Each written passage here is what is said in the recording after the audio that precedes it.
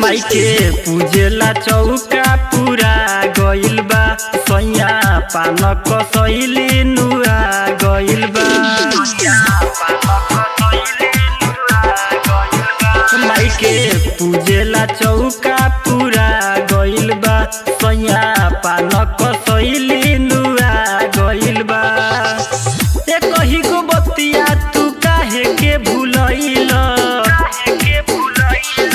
पूजे के बा माई के चरनिया सैया झिझिया ले अइह।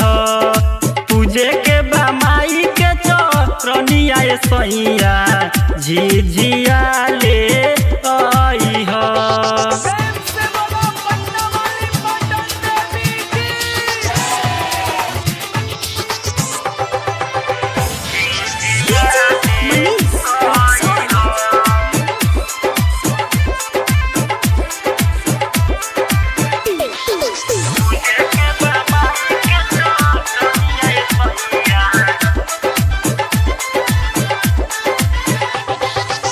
पूजा करी ऐसे जैसे सभेनु जानी।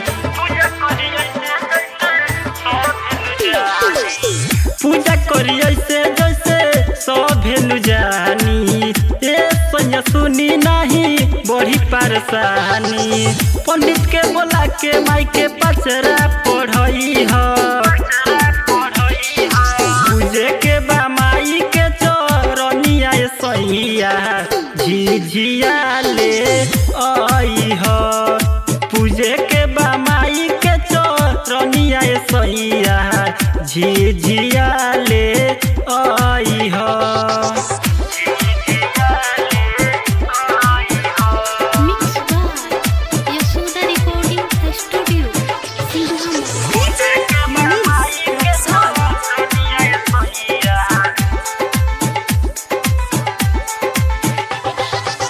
राइटर रोहित सुनी ले ले बचुनरी।